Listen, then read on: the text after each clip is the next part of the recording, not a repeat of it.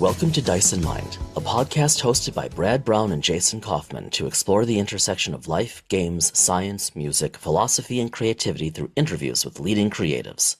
All are welcome in this space.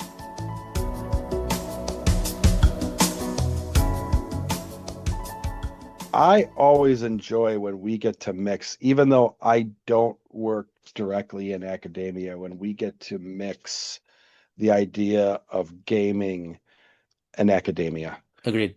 And this is one of these situations where we get to do that. And the idea of talking with someone who works as an educator, as a professor, and not only that, talking with someone who does that, also talking with a student who became a graduate of his program, who became an employee, right? Yes, I just find that is academia and entrepreneurship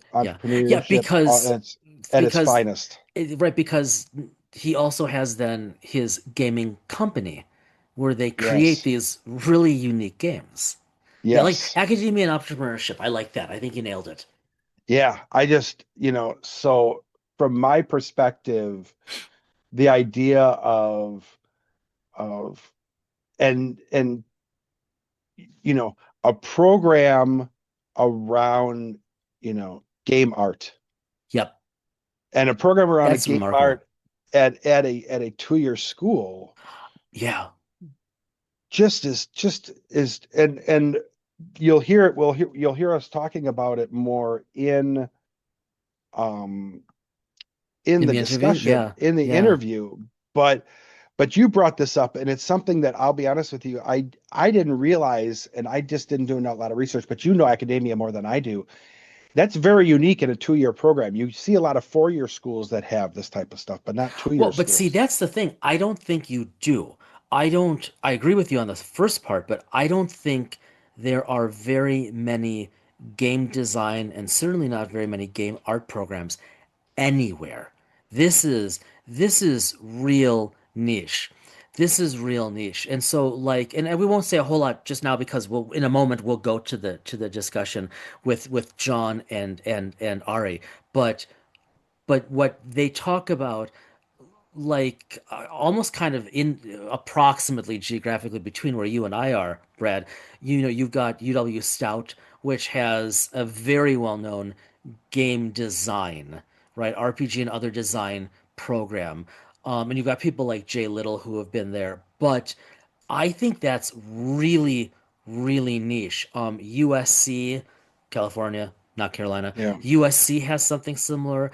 I think these are really unique programs. And then, like you said, to discover that a community college has a long existing game art program. Seriously, who knew? I think the one thing I'm going to bring it up here because we bring it up in there, but I think it's important to mention is how important it is to hear how they leverage the ability to do small print runs and print on demand and everything like that. And just how important that is in this golden age of gaming, and for smaller publishers to be able to thrive. Sorry, keep going. No, I was just gonna say, and I think it's important. You have the mid and the large size publishers, but there's so many cool games coming out, and Fox and Boar Games, just being able to see these companies like this thrive and grow. And you did a great job in the interview because the way you framed that, right? And John, being able to speak to it through his own business experience. But you and I, over the course of Dice and Mind, have had how many hours of discussion and bits and pieces on this very thing. And so when you and John brought that up, I had to bite my tongue not to just not to go there, because that in and of itself, I think, would have been a really, really interesting conversation. Hopefully one we can have again. I think so too. Yeah. Absolutely. Okay, so before we go over to the interview, I think let's just give all of you, our dear listeners, a heads up.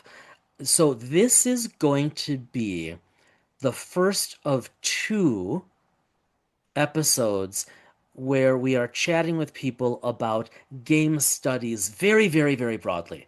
Whether Mhm. it's game studies and writing, whether it's game art. But you and I, Brad, we've wanted to get someone on the show. And I mean there's just someone who's knowledgeable, some expert, some scholar in game studies, which is an academic field. We've wanted to get someone on Dice and Mind for quite some time. And it's very niche, and we haven't had a lot of connections there. But so this evening's set, or wherever and whenever you are, this episode, this is the first of two. It's not a two-parter per se. They're totally different people, unrelated academically, but we've just lucked out that we managed to get a hold of a number of people who are in this world who are studying and teaching different elements of it, And we which could yeah, thank which is very cool. we could thank our interview Yes, tonight to our friend, the man, the myth, the legend, Al Spader. never heard of him. Yeah. Yeah, yeah. Thank Yeah. you, Al, because yeah, Al connected us with Ari, who connected us with John, and yeah. Rest assured, everybody, if you enjoy this interview, this discussion with John and Ari, they will most certainly be back in the future. Oh, absolutely.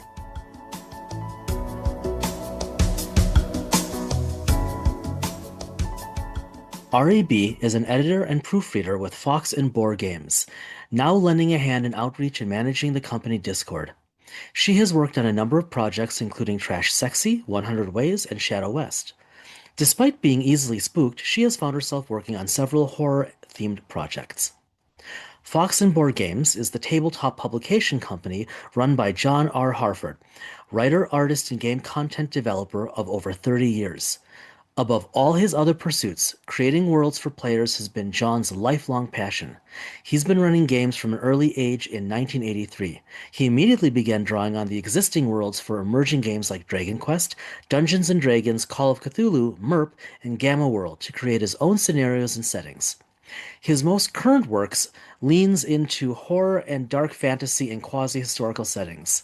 Even when working in high fantasy or adjacent settings, John draws deeply on real-world research to make his settings come alive. John is also a tenured professor who teaches, among other things, game narrative and tabletop system design at Raritan Valley Community College. His GMing style is narrative, fluid, and employs immersive audio, visuals, and narrative prose. Find out where Fox and Board Games is going to be exhibiting or attending to get in on one of his games.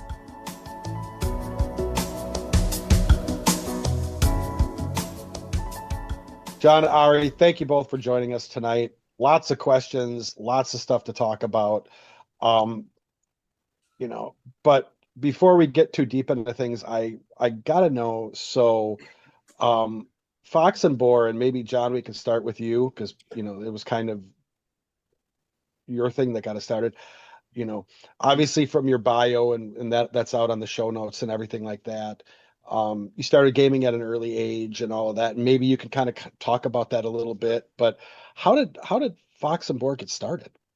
So it got started actually as a branding entity, and this might segue into more of what you want to talk about a little bit later. That I had taken a year sabbatical.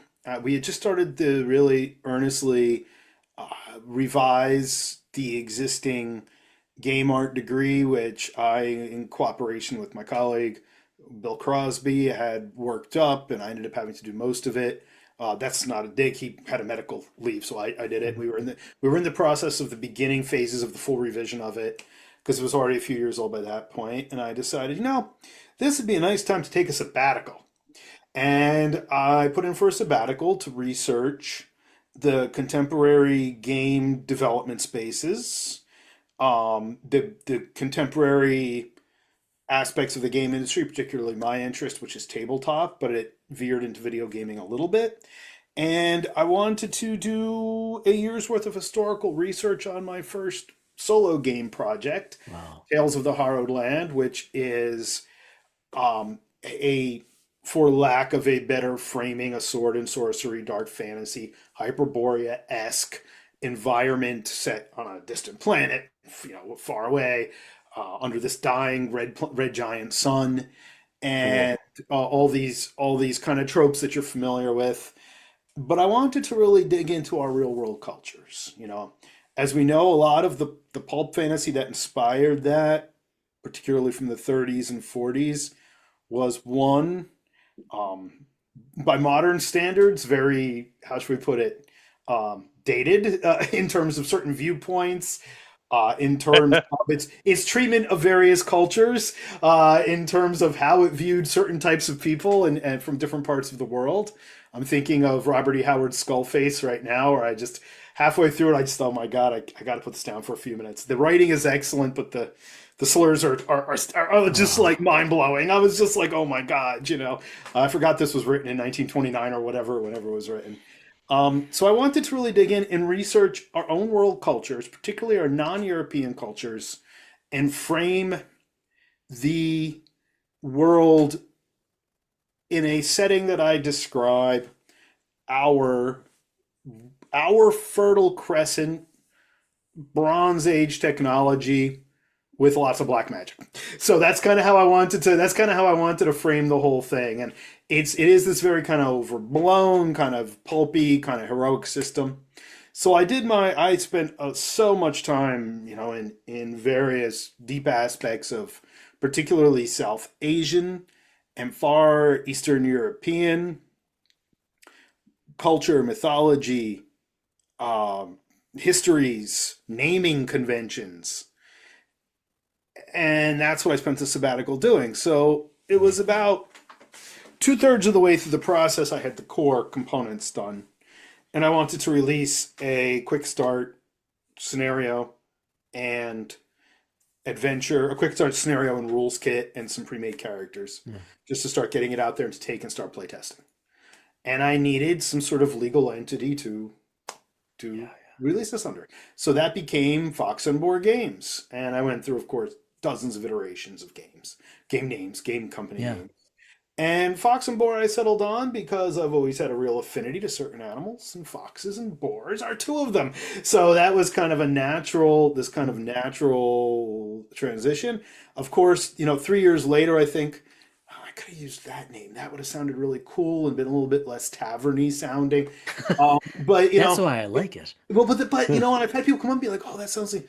But yeah, it's funny because a lot of what I write actually is horror, and so it's kind of funny that, like, in a Mhm. way, the imagery of the logo and the imagery of some of our color schemes and branding, like especially at the booth, is actually a little bit at odds with some of the content that I've created. But I Mm. think it's all working. I think it's all harmonious at this point, and I would.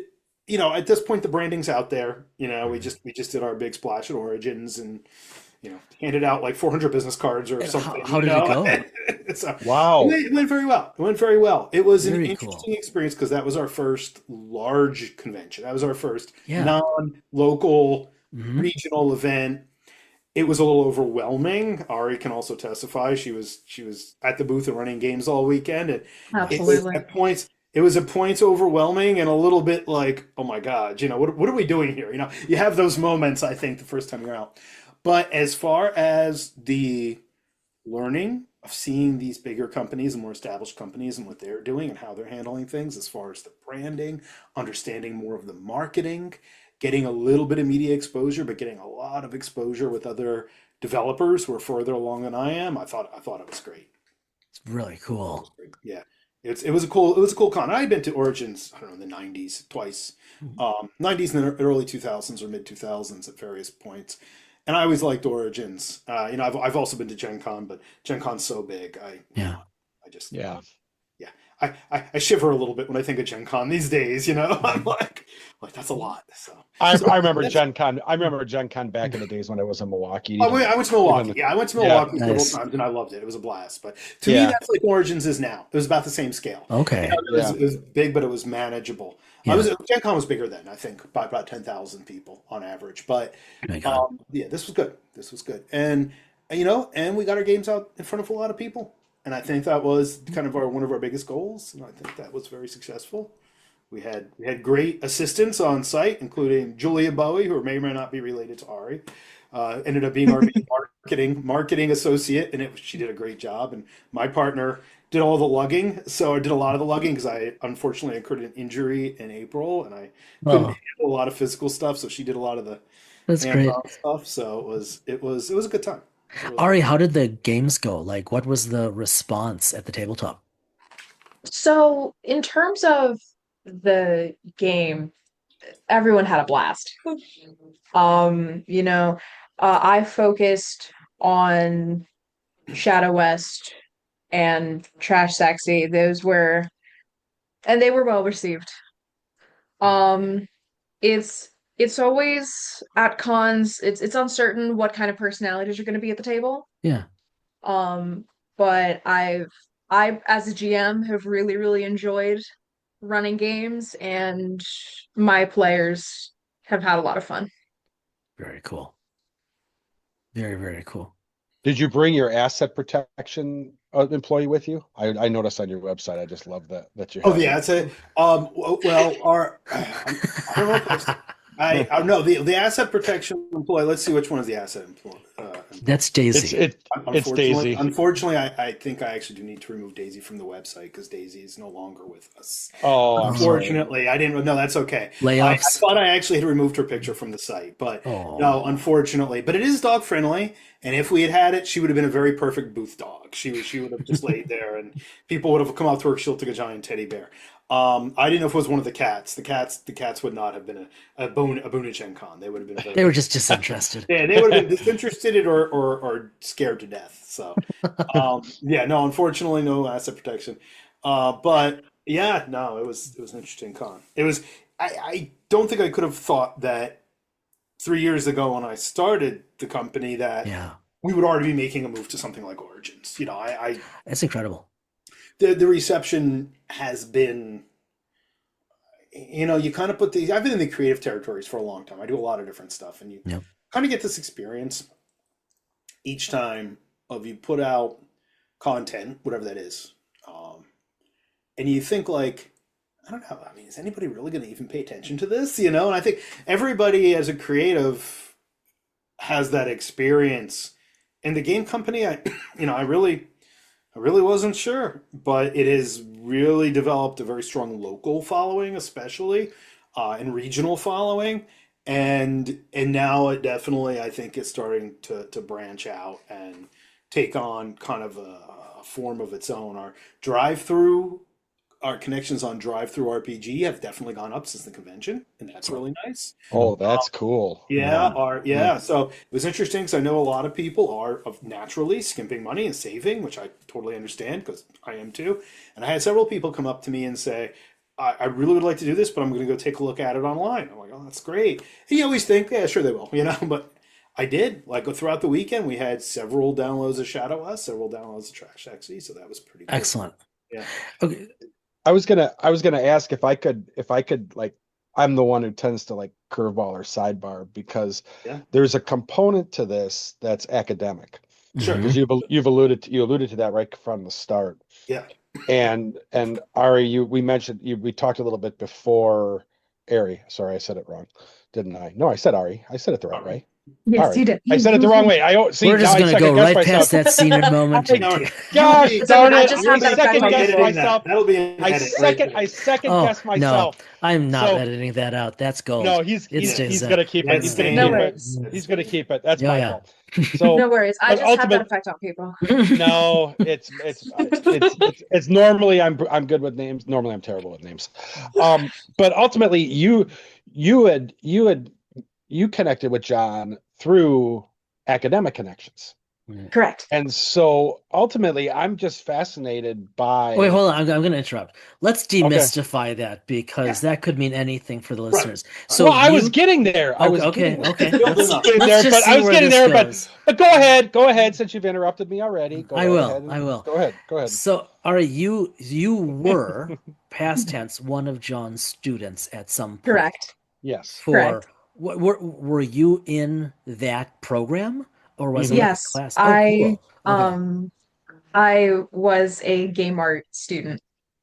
I just have to. It's See, it just that's what I wanted to get at. Is yeah. I wanted That's them just to so introduce the idea interesting. Okay. of game art, and Yeah. that's So what I let's wanted them talk to about talk about that. Yeah. and just the fact that there is a that there's any school anywhere, and I know they exist, but so few have anything approximating Yeah. a program like Game Arts, and you have it at a community college, which it's gotta be one of the only in the country, right? It is definitely one of the only. It We did has a to lot of be. data research, and considering we're going through another program revision right now, Oh, I'm and so sorry. no, no, no, yeah. Fortunately, I think my part in it at this point is mostly Okay. done. One of our other colleagues, he's in charge of collapsing three of our programs into one Oh, path. yeah. So it'll be an entry point of grid, Yeah. uh, and grid is going to be game and real time interface design, Oh, interesting. and so then you're going to be able to go to game to web development to programming. But as far as the game Okay. art, this was a concept that was there before me. Wow. And that was part of why I was hired, is because not only did I have an interest or an experience with graphic arts and Yeah. multimedia, and I my both of my academic degrees were in fine art photography. So people always talk Oh, about okay. what Oh. Very their plan cool. is in life. I'm like, don't bet on it. You have no idea where you're going to end up, right? Hmm. But I was always into computers. I was always into gaming. I was always into. I am a little bit naturally apt with software environments, and when I was hired, one of the tasks was to start working on game art, which at that time was a bridge between the fine arts and graphic design Yeah. and the computer science.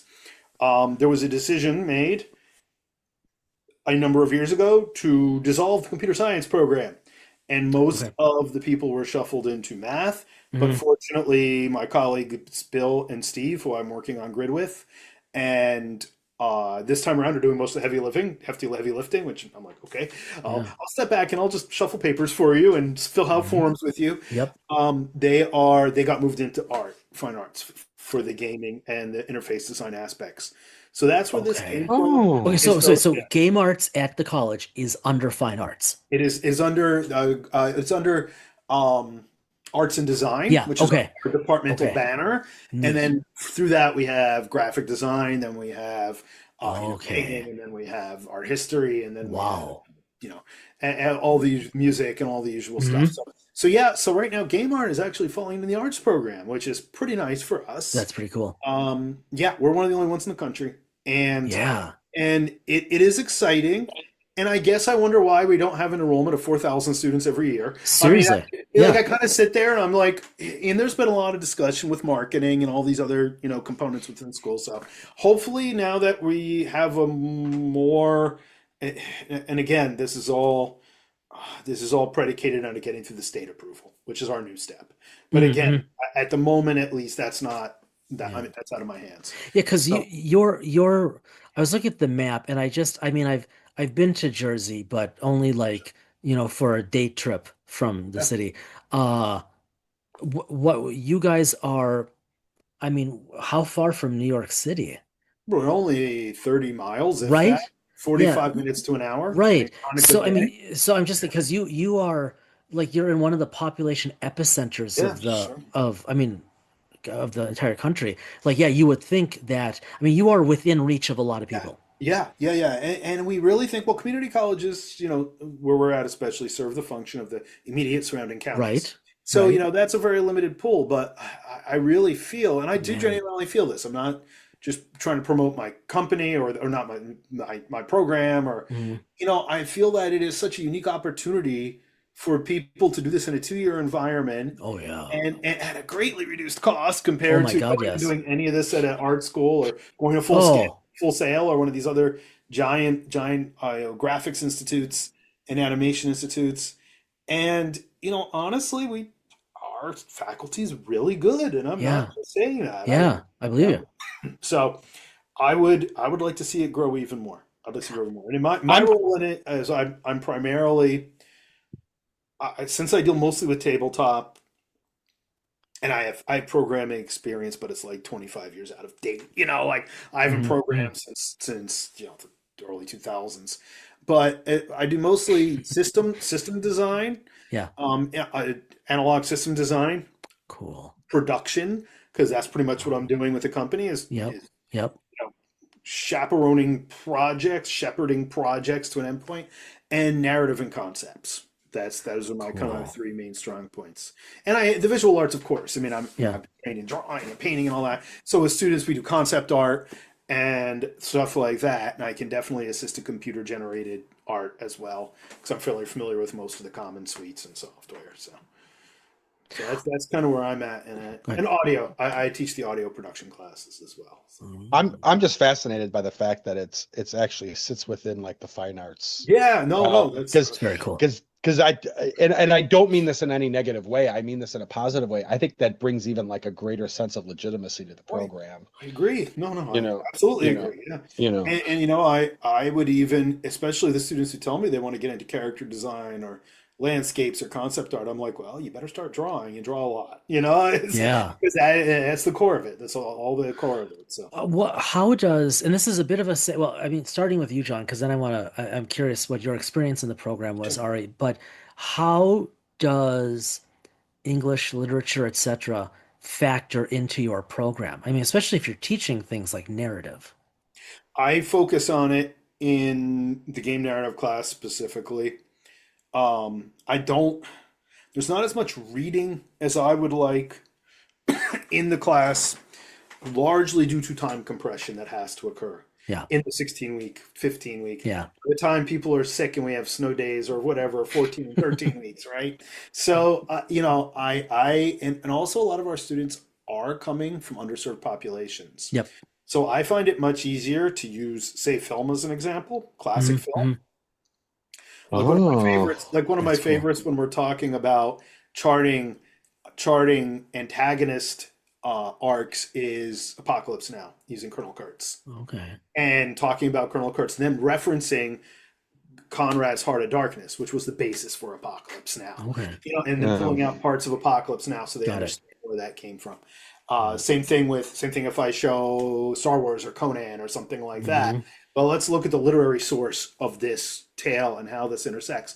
And then I say to them, okay, well, give me one of your favorite games. Let's dissect it. Let's break it Yeah. down. Tell me where the artifact. What's an artifact? Where does it come from? Why is it important in the world? Okay, let's look at the Golden Fleece. Right? It's like so. Then we go back and we dive back into the literature, and that's how I kind of get them to segue back and Neat. understand there's this lineage of narrative and mythology and history that predates And all of and our and so like interest wise, they can go like backward and forward. They can go anywhere in Oh, the of world course with they that, can, of right? course. Any culture, any background, any Absolutely. experience they have or want.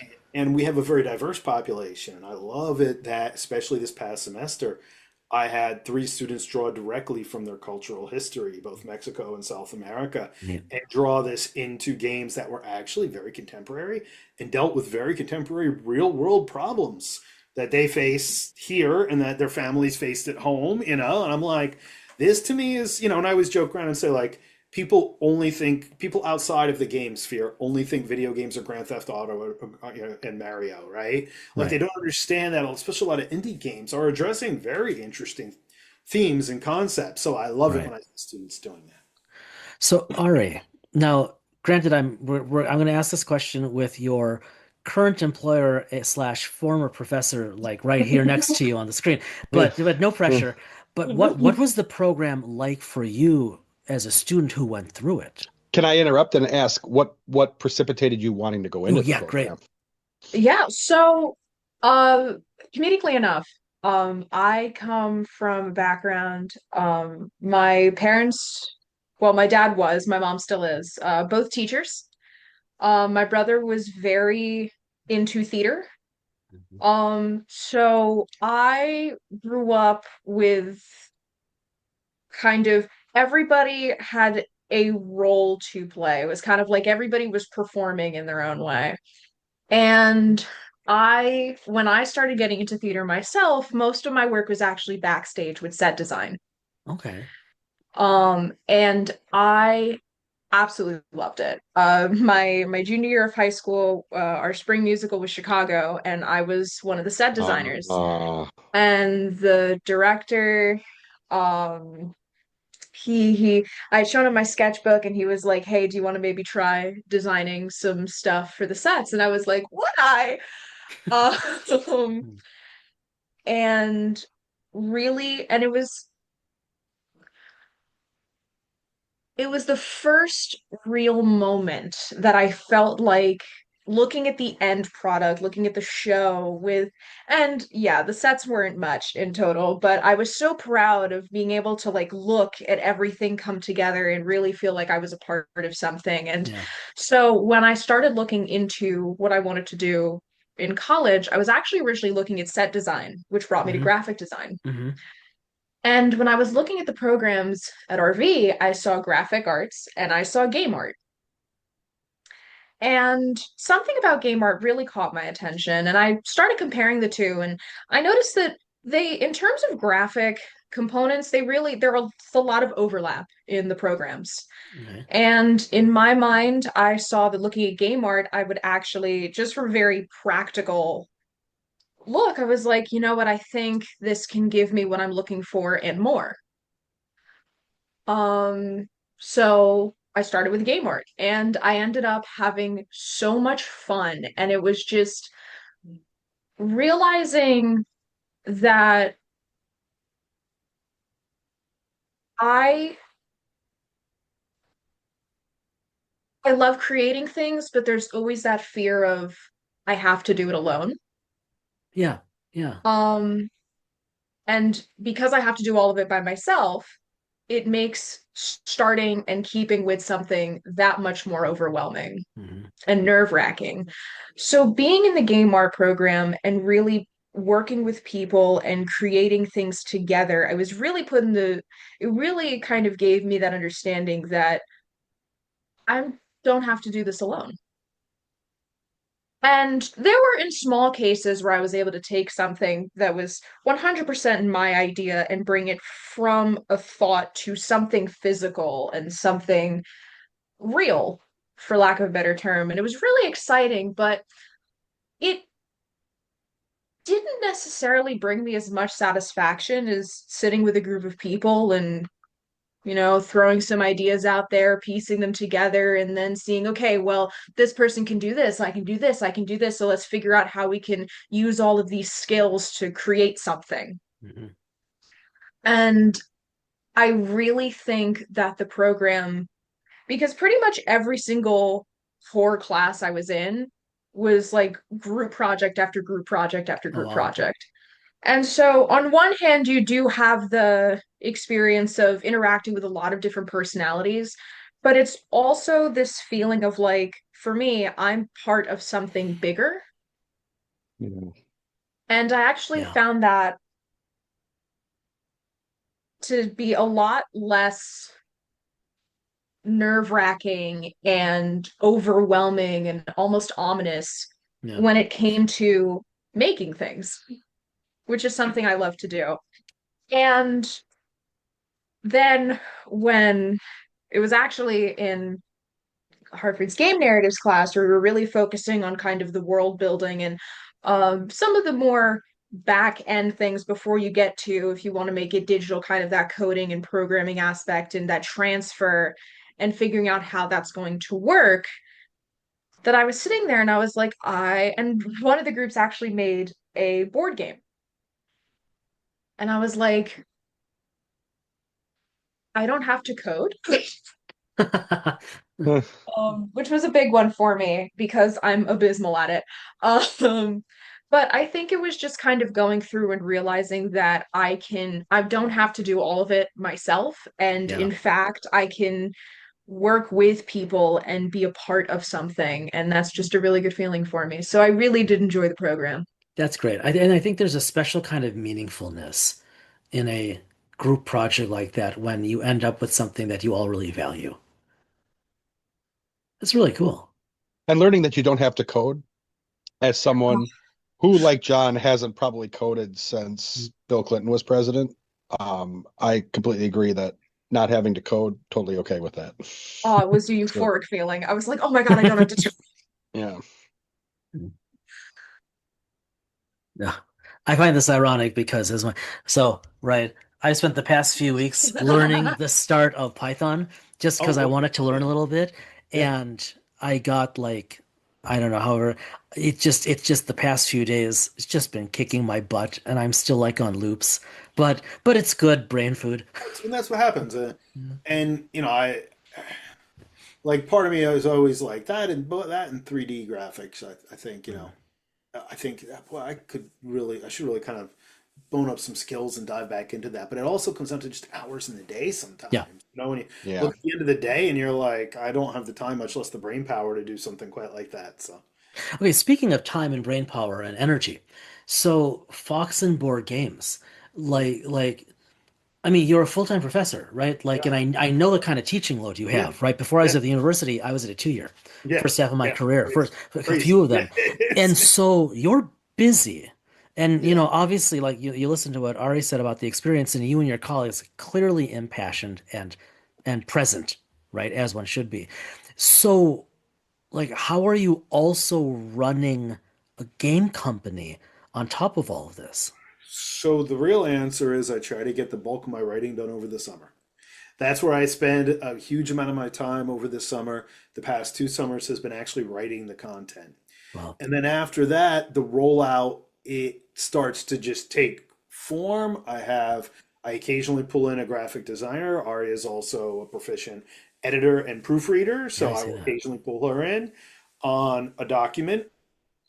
And I think I try to get most of the heavy lifting for the company, including taxes, done by the time September rolls around, Wow. and I try to get that all in place. So I generally treat it like a summer job. And Okay. then, like everyone else, I spend nights and weekends Okay. doing it, and I spend a lot of nights and weekends that just focusing on something that needs to be done. Mhm. Um, the past 2 years have both been really big. So I wanted to roll out a lot of products and a variety of products. So last year was Shadow West. It was our Kickstarter. And I already started writing it before the Kickstarter, of course. But I mean, that just became so much bigger than I anticipated, and I'm not complaining. But that then just consumed every minute of my free time, more or less from you know November onward through the end of the year. I think the final documents were going up sometime in April or May to drive through RPG. Then the Wow. proofing process starts, and that was unfortunately a very maybe it was done earlier. It was maybe done in February or March. The proofing process starts, and unfortunately, that's a very arduous, a very arduous thing you have no control over. And that stresses me out the most. I think anybody who manages anything like this, these things you don't have control over. But yeah, no, that's kind of how I do it. And like I said, I've been doing creative stuff pretty much now. Well, I mean, definitely my entire adult life, but most of my younger life too.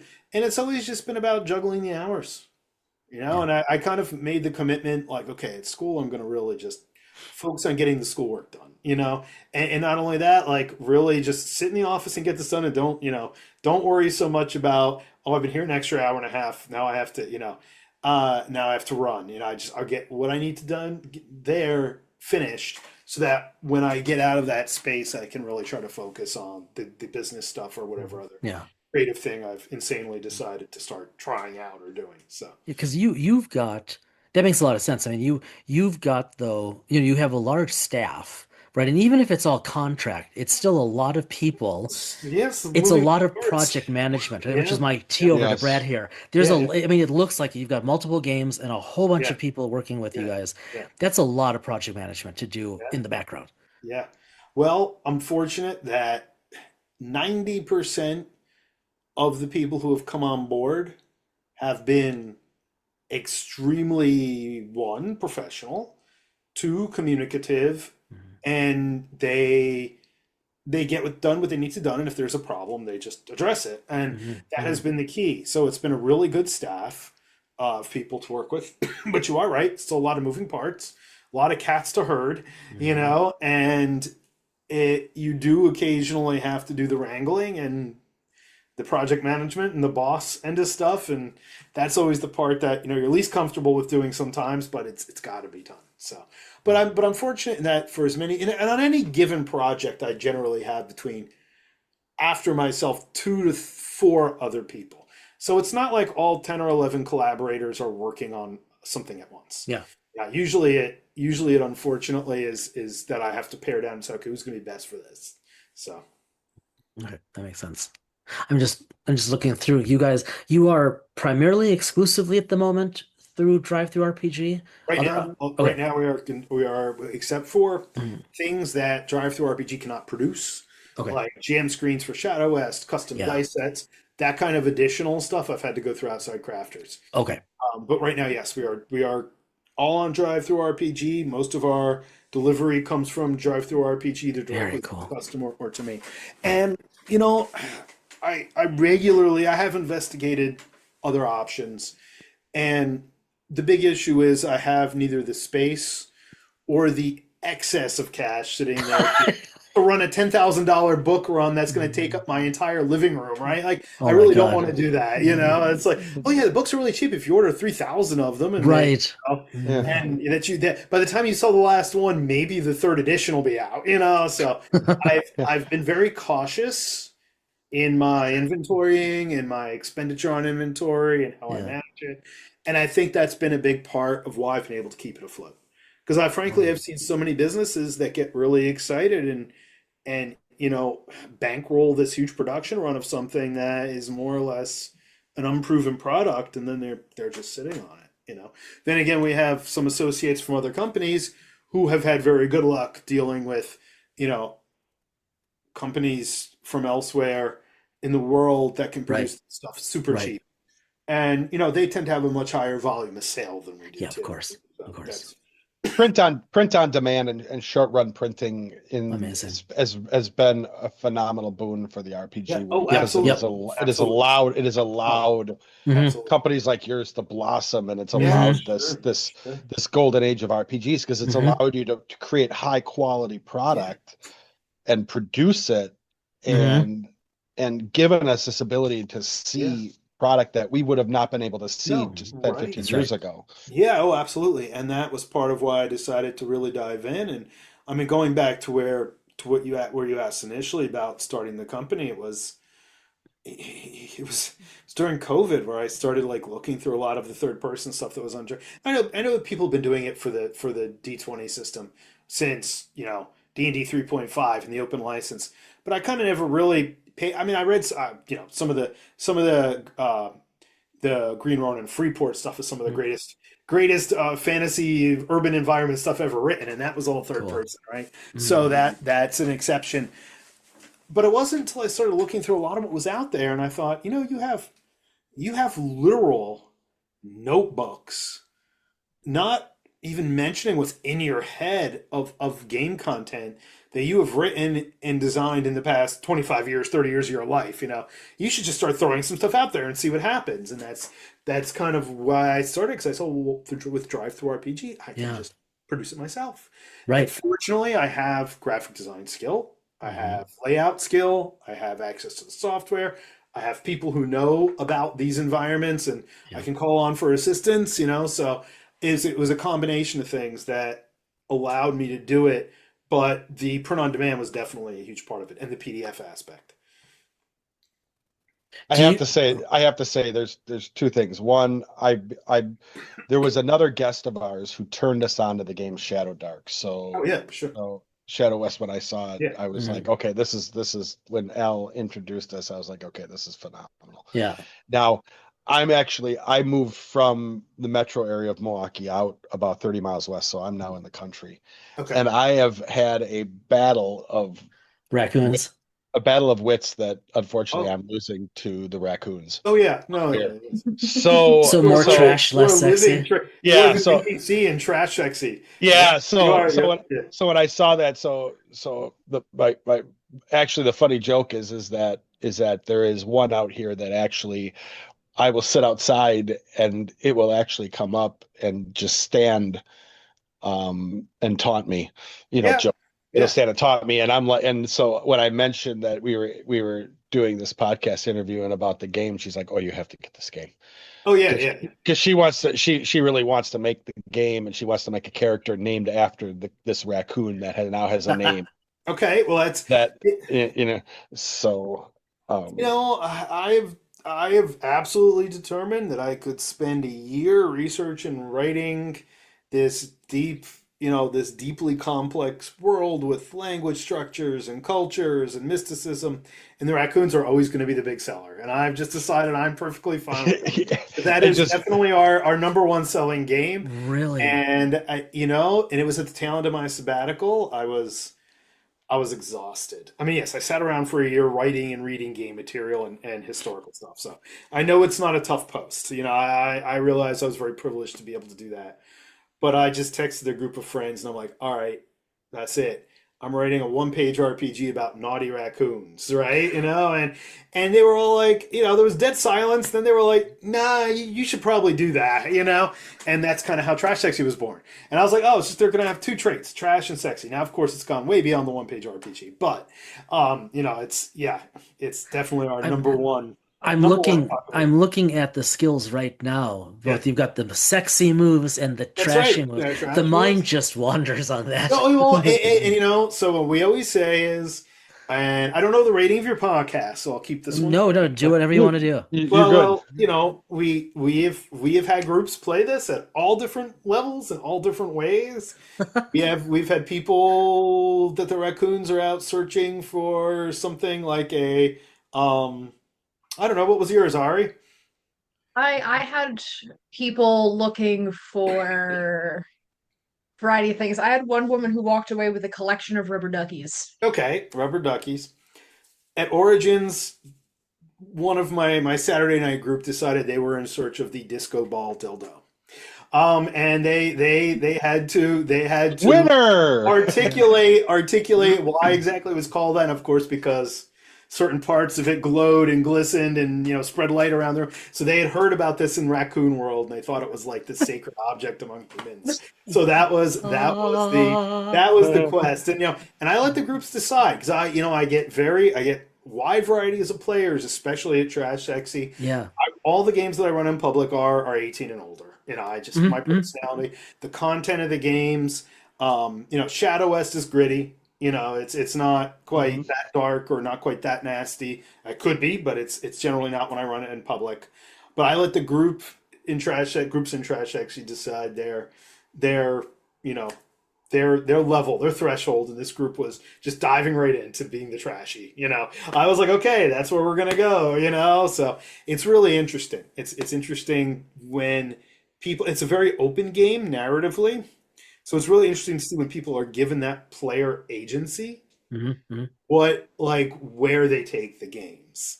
And that is a big interest to me. And that's a big interest to me and even in the creative and academic end of this, where people are allowed these open spaces where their inhibitions and where their social mores can drop. Like, what do they do with it? And that's been a discussion even in, art circles Yeah. and in MMO circles for, and simulated life circles for years. So, sorry, Brad, just quickly. So, what you see, what you experience at the table around these games, I assume that learning, those observations, they must make it back to your classes. Oh yeah, absolutely. Absolutely. And that,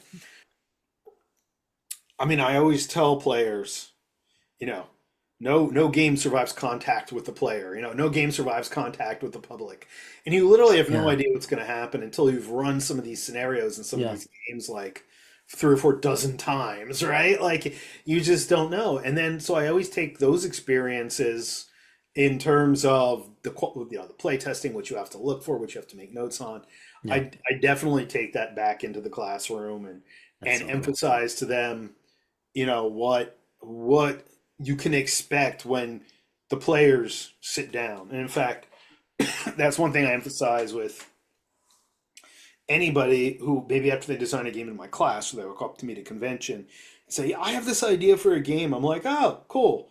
How much do you like this idea for a game? Oh, I'm really into it. So, well, what if you had to play it 200 times before you even Yes. thought about publishing it or does and I'll get one or two reactions. They'll either be like, well, yeah, of course, or they'll just their eyes just glaze over, because Hmm. like with everything else, when you see me at the convention, Ari at the convention, when you see someone running one of our games or any game, you're seeing the end result of going and having fun and having a blast and selling some games and cheering on, the players and presenting fun environments. They don't see the hundreds of hours of work that went into this before it hits the table. Yeah. Yeah. And that's every endeavor. That's every creative or professional endeavor, I think, you know. Ari, Mhm. when you were doing set design and things like that, and you were looking at this program, had you done any, I'll call it analog gaming? Had you Yeah. done any of this tabletop gaming or anything like this, or was this completely like a foreign Um, concept to you? so for me, yes and no. Yes, I played a lot of board games, but Okay, I had never like the world of role-playing games completely foreign to me. okay, I played again, ton of board games. I would watch because my entire family were all gamers. I would watch my brother and my parents, they would play video games. Um, I would sometimes join them, but when all four of us were playing, one of the games that I remember the most we played was Mice and Mystics, Okay. um, I know that one. Yep. which I had a blast. We played that, we played Talisman, we played Dungeon, a lot of Dungeon. It was like my favorite game, and it was like 2 hours. Mhm. Um, so it was for me, it was a lot of board games. Um, and while I had an interest in video games, it was more of playing them rather than actually sitting down and learning how to make them. Um, so when it was kind of brought to me like, oh yeah, role-playing games, and I was like, this is what we're doing now. This is correct. Have you gotten any of your family into doing any of the role playing games or anything like that now that you've been involved in this? I Or got my mom back into it. okay, My brother is a GM and he really enjoys doing that, but that's something he does on his own time. Um, but like the first con that I went to, which was also for work with Harford, was Page Two.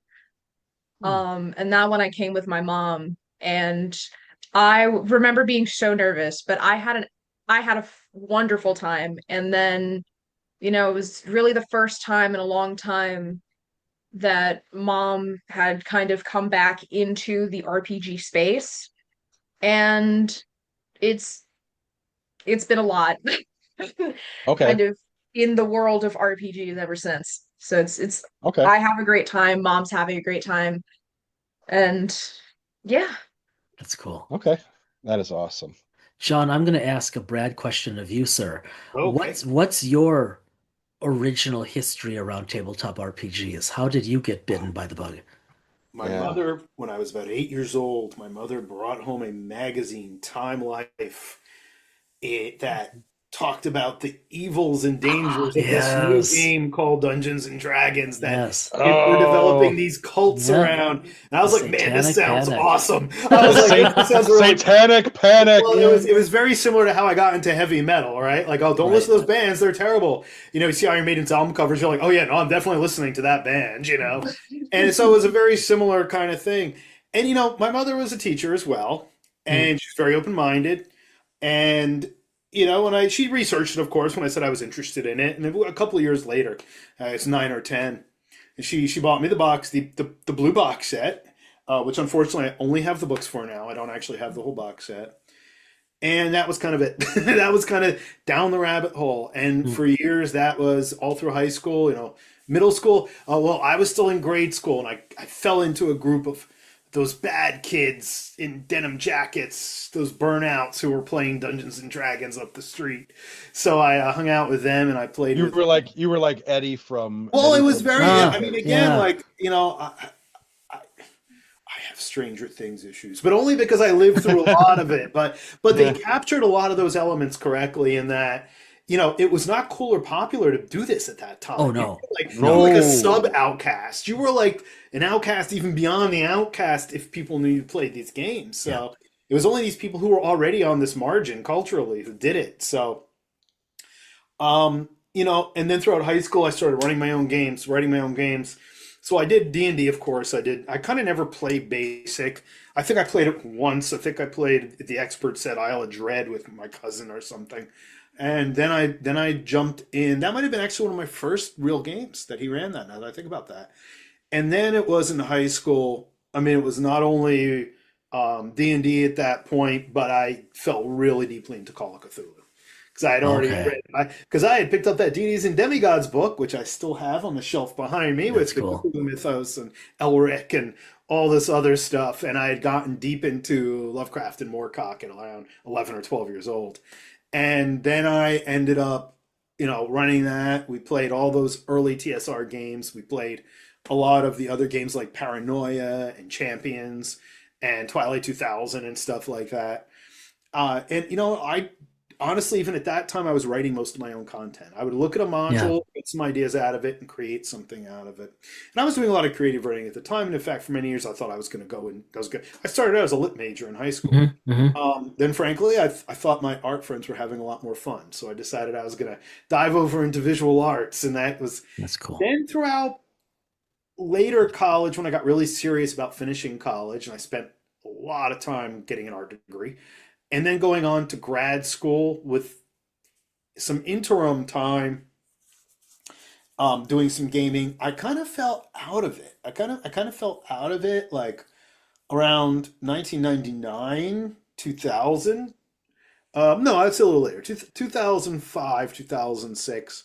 I spent about a good 10 years not doing a lot of gaming. We had a few friends that we'd occasionally do it with. Like, Hmm.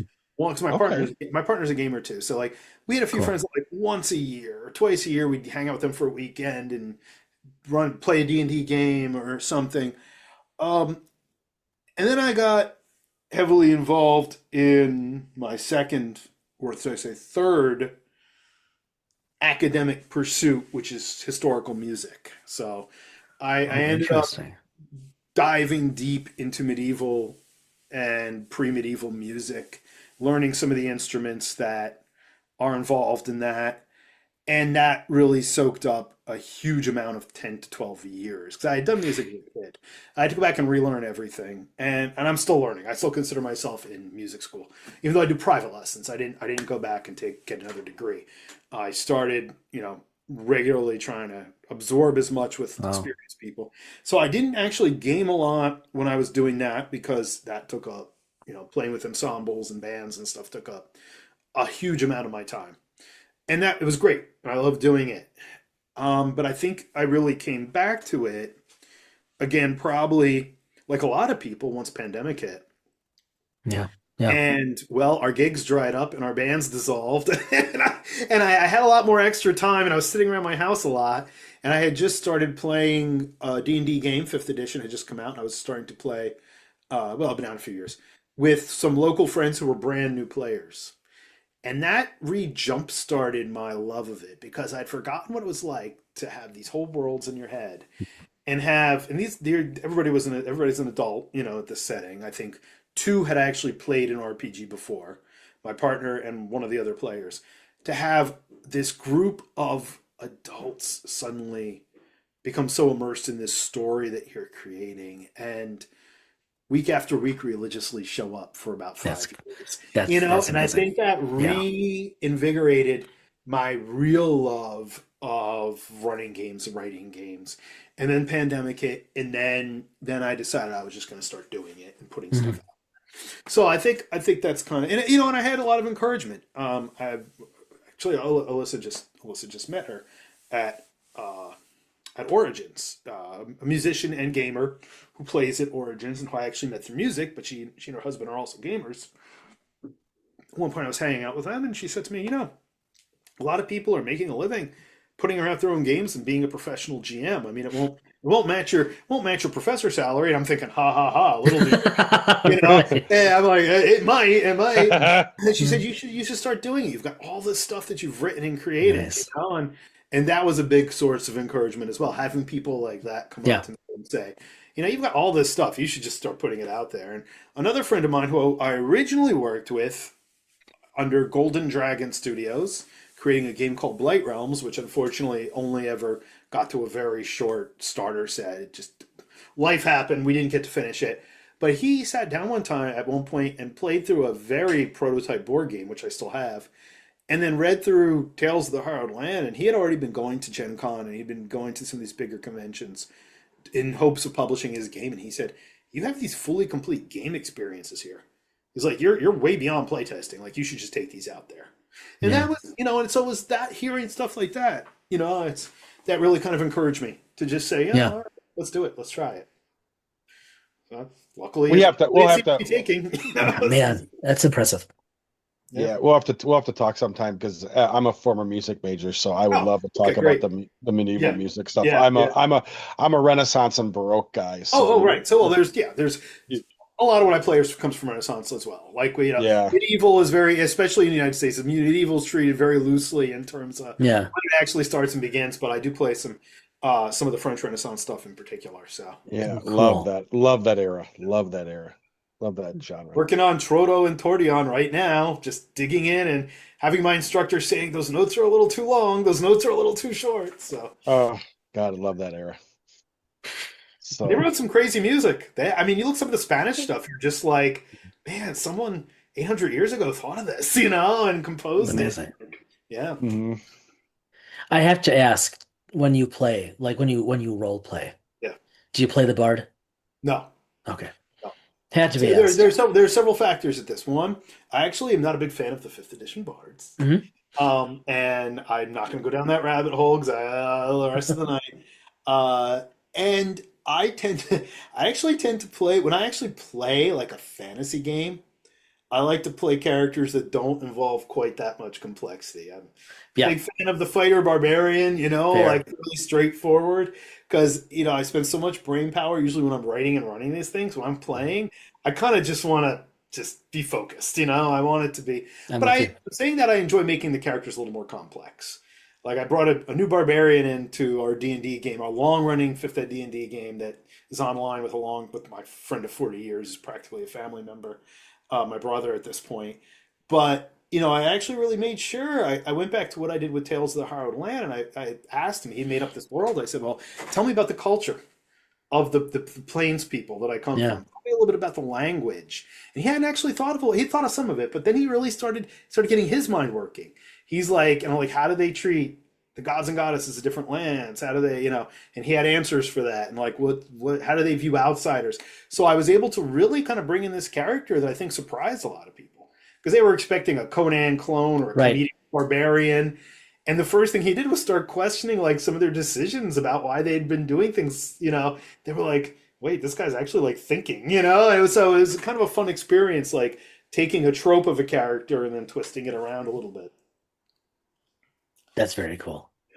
Guys, thank you so much for taking some time. We know it's getting later there, but we've really been looking forward to talking with you, and this was absolutely fascinating. It's just so interesting, especially from both of your perspectives, to hear about like the program as a professor, as a student, to hear about its genesis, just to talk a little bit of game arts and studies. And then, of course, Fox and Boar, we definitely want to be kept up to date on that. We would love to have you guys back. Yeah, I would love to. I'd love to come back. I won't speak for Ari, but it's been a great conversation. It's been really fun. Honestly, I didn't know what to expect. I was like, are we going to put games in academia? This is kind of nebulous. I'll go dive in, I'll dive in. I'll do it. But it was fun. It was really, really interesting. Also talking to other academics who are interested in this and having that connection as well. I'm not an academic and I don't play one on TV, but I like to pretend. A little bit now you do. Oh, I thought you were both professors for some reason. Okay. No, I'm just a business nerd and like to pretend. Trust me, we need those too. I know more than anyone. We need a business nerd. I'm investigating business nerds as we speak. In fact, so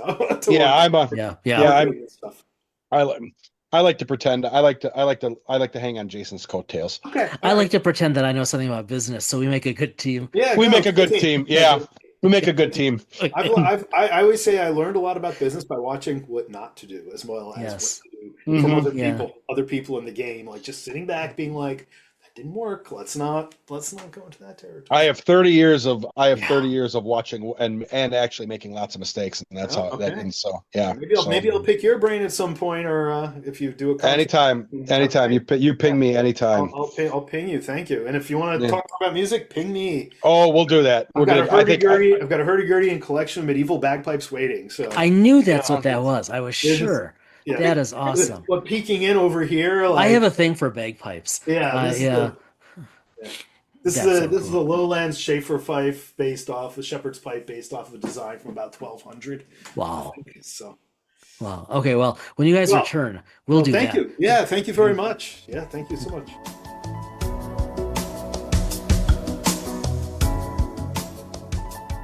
John and Ari, thanks for joining us. There were so many different topics we could have got into. Your eyes First of got all, so big with the music. oh, I know, and I didn't, and I purposely, just because it came up at the end of the conversation, I it's know. getting late for them, and I didn't want them to be up until midnight, and so I left it there. But we're going to have Yeah. Thank you guys, both them of you. back on to talk about that. Hmm. I think there is an interesting topic, and John would be an interesting one to have on. I know there are others to talk about this idea of how small publishers are leveraging, like I mentioned before the interview, Yes. this small print run, print on demand. John really Game talked changer. eloquently Hmm. about it, Hmm. Hmm. and how it has really enabled these small companies to thrive. I mean, I'll be honest with you, going to like Shadow Dark Hmm. as a game and how it Yep. has just exploded as Yes. as an OSR option.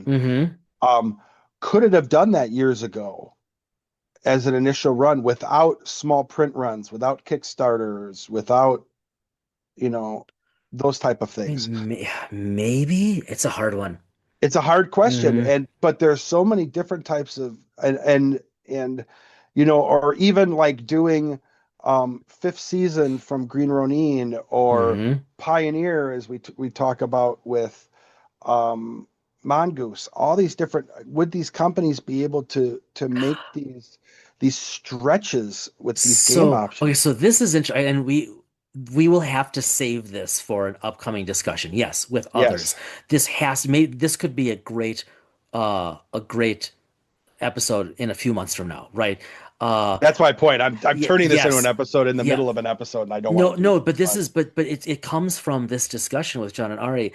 In fact, I just was reading something online today on this note, and I don't know if I saw it came up on a search, and I don't know if it was like Reddit or something, but you are already now talking about at least two vectors here. There is drive-through RPG and similar, and very differently, there is Kickstarter and similar, and those are totally different mechanisms. Yeah. And we got to stop there. But yes, we have to do an episode on this because this is very provocative. Yeah, I mean, there's companies like Lulu and Amazon Publishing, where even if those aren't RPG specific No, publishing, but those but are in effect micro or print on yep, demand. print on demand. I know that um, D&D's built off a drive-through RPG. There's like a partnership, if I remember correctly. What is the Well, they D&D? have D&D Beyond, Yeah, D&D Beyond, right? or Hmm. D&D Guild, DM Guild, or whatever it is. Oh Um, yes, DM you Guild. know, Hmm. DM Guild. So there's all these different mechanisms, but well, I'll stop there. Yeah, We have to because go to we'll be we here have to for an go. hour doing Yeah, this. we have to Yeah. go to Loon Cafe. All right. So I've alluded, Yeah, where I are you just, going with this now? I just spoiled it because Okay. as we talk today, as we record today, Yes. we got a new release of Pioneer. Yes, we did. That's where I wanted to go with All this right. today. Thank you. That eliminates one of my two options for the Loon And Cafe. and that's why when Excellent. before we hit record, you're like, I'm going to go one of two directions, Yeah. and I'm like, Yeah. I know what direction I'm going to go, and it's going to make it Yeah. easy for you to It talk. is. Thank you. Um, and we've already discussed just a little bit of it about how they're starting to put art into the book and Oh, it spaces. looks so good. Kickstarter update came out today. Yes, Mhm. yes. Thanks to Chris Christopher Griffin Griff. and the whole team. Oh my God. Yes. It's Um, looking great, guys. It's yeah, looking great. yeah. And just I haven't looked at it yet. I downloaded it. It's one of my tasks for the coming weekend. So Yes. after tomorrow, I'll have more time to be able to look. Um, but I'm Good. excited to see what's going to come of it. Um, It's just so or good. what, it's one of those things where, we've been doing some actual gaming lately, We have. We have. and I think we're going to have to convince our gaming partners to try Pioneer. I really do. I don't think that will be a hard sell. I really don't. Um, I think Dr. Aaron Peterson yep. and Mr. Brian Kolstad Yep. would be Yeah. open to the idea of it. Absolutely. I think like Aaron would by default be our mission pilot, right? Yeah, Uh, I think that would work for him. yep, I Yes. think so. Probably in part because he's a real one, but not just in the RPG world.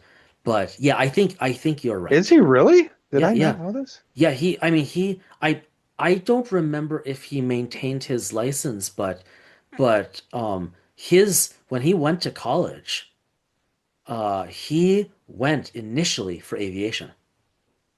I don't remember hearing Yep, about this. yep. In Wow. fa- in Okay. fact, in fact, he I have to think for a sec. Uh, in I know I'm blocking, forgive me. In one of our either one of our in one of our books together, he actually wrote about a training experience. Um, yeah, but more on Maybe that I did later. know this, Yeah.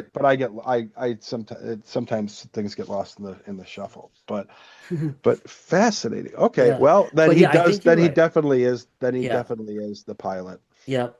And Um, he showed me on Zoom, he just bought when Top Gun, what was Top Gun? Top Gun Maverick? When yeah. they recently Oh, released, yes, I know this yeah, because he and I talked at length about flight simulators. Of right, course. that's right. And then he even has the two faux helmets.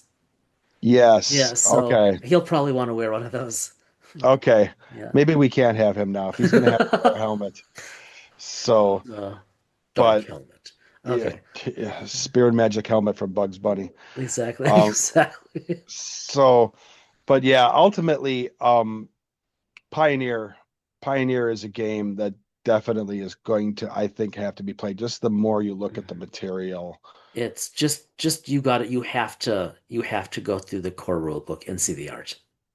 Well, I have to ask though, what was the other direction you were going to go Oh, potentially? well, okay, so my thing, Mm, what's been on my desk recently is yeah. not what's been on my desk, but what is my desk. Yes. And Yes. it's an adjacent thing to RPG. So I will here. I'll show you after we hang up. So um so everyone, dear listeners, Brad knows this. The guys back home, they will understand this. So ever since I moved to Milwaukee back in the day is not recent. Ever since I moved to Milwaukee back in the day for grad school, for the start of grad school, and I had my very first apartment, I needed a desk setup. And of course, this was still back in the day of desktops. So from college, I had my Performa 578 and my That image was writer.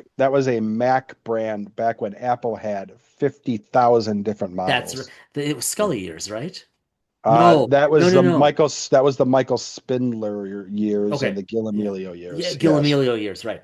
Thank you. So, yeah, there were a lot of, yeah, like Eric had the exact same, but his was the LC 570, right? Yeah. So I had my He had the LC 575. You had the Performa 575. Well done. And I had the 578. Performa 578. Yeah, well done. Yeah. So, hence the challenge. But so, you needed desktop for that. So when I moved into my first apartment, I brought with me uh, a small office desk from my mom. Hmm. And it was an office desk. It was nice. It was inexpensive, but it was nice. But it was small. And I had that on one side of my chair, and on the other side of my chair, I had the workbench, right? The 60-inch workbench that I spent what felt like a fortune at the time as a brand new grad student back at like Office Max, Office Depot, whatever it was. And that has been my workstation, right? Hmm. Fashioned off of Lieutenant Commander Data's workstation, right? Because like the front back just made a ton of sense to me. So I have had that set up for 30 30 years. years. 30 30 years. years. 30 Yeah. years almost exactly as we Yep. record this. 96-ish. And so I've had these two desks for 30 years. Well, the little office desk, right? The workbench is like it's the same kind I have in the garage. These things are indestructible if you don't move them around a lot. So, Yep. with the folding legs. The office desk, like over the past few years, like the file drawers have fallen out, like I've removed pieces, but it was structurally sound otherwise. Yeah. And so to make this a It little held up playful, better. It held up better than your chair. it held up better than my chair. That chair took a beating. That chair was even older. But that I replaced several years ago. Yes, and we're not Yeah. going down that path because Okay. some of that's your fault. Yeah, So, I know. I had to bring that up. yes, fair. So, my wife and I were out picking up a book for me at Barnes and Noble, and meanwhile there's a furniture shop that just went in Ashley, which I didn't realize we had back in my hometown. But so we walked in there. We're trying to replace a chair in the living room, and we found nothing. But as we're walking to the exit, we walk past this desk, and it just stops me. I'm like, oh, that's really nice. And I've been looking for a desk for a number of years, and I haven't liked anything. And so Amy saw, and I'm like, I took a picture of it. I'm like, I'm gonna keep this because eventually I'll find a desk I like, and this will remind me. And she's like, we should just get it for you, which was very kind. So we talked about it.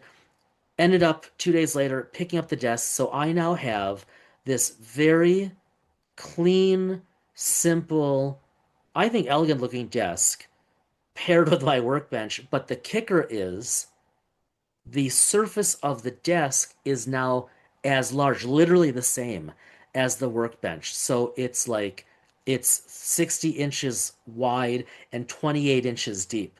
So all of a sudden, I have just an amazing amount of desk space. Why am I bringing this up on Dice and Mind?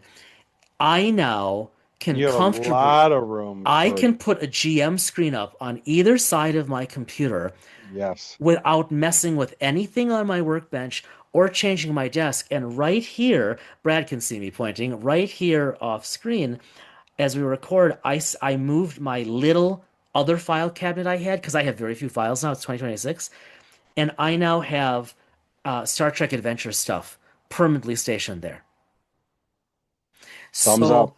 yep. So that's my. It's not what's on my desk. It I is think what it's it is. ironic and at Yeah. this point that you don't need the footprint of a desktop anymore, that now that you have that desk. Because that performa was a It was a big deep. it Yeah. was that was an all-in-one All in unit one. Yep. that had a 15-inch CRT and a DVD drive. Did it have a floppy in it or no? No. No, no. No.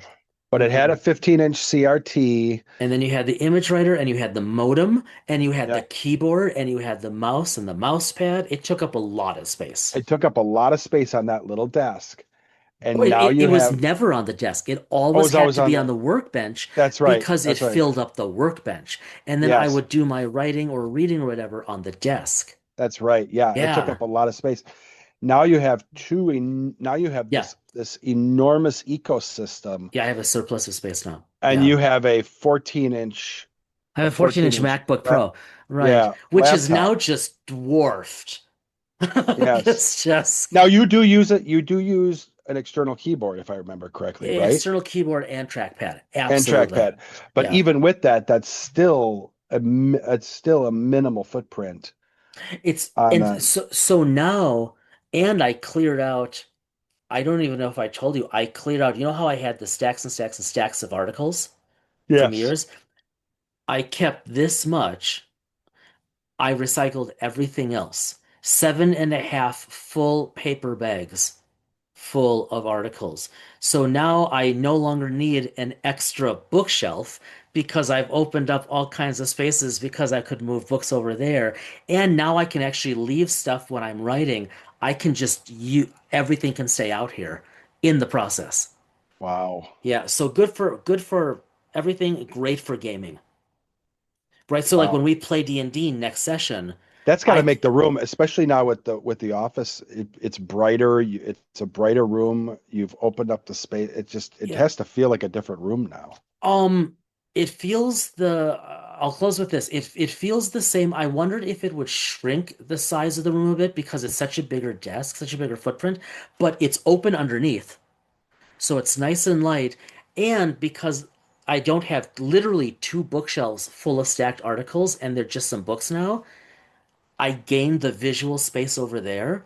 So it's definitely a bit of a change. You'll see it the next time you're here. It's definitely a bit of a change, but One comment, one question. One speaker still on the floor? nothing else has changed. Okay. Absolutely. Yeah, yeah. And two, the comment was, I still think you need a Sherlock Holmes hat to wear at that desk. That's so strange. I know. When I saw the desk, when I saw you sitting at that desk, I'm like, it just looks like a desk where you should be solving mysteries. Well, And you needed one of those, like the old fashioned, not like the Benedict Cumberbatch, but like an actual, like, the actual 21B Baker Street stuff. yeah, like the Sir The Arthur Conan Doyle right. era Yep. Sherlock Holmes hat. Well, you know what they say, So when you eliminate the impossible, whatever remains, no matter how improbable, must be the truth. But I'm still Occam, not going to buy that. Occam's Occam's No, razor. no, Yes. that was Sherlock Holmes. When you eliminate the impossible, Possible. no matter what, no matter how improbable what remains you, it must be the truth. Occam's razor is the simplest solution is typically the right one. Oh, is that what it is? Yeah, though I Okay. never put those two together, and when you do now, they're very much the same thing. That's what it is. That's why Interesting. it Interesting. is very, very close. But yeah, Yeah. they are very Well, different. everyone, from So, our desks to yours. yes. Thanks for being with us as always. We hope you enjoyed chatting with us and John and Ari as much as we did. A bunch more lined up that'll take us through the summer into fall or the winter into spring, depending on where you're listening. You know the deal. Be well, stay well. We will see you in a couple weeks.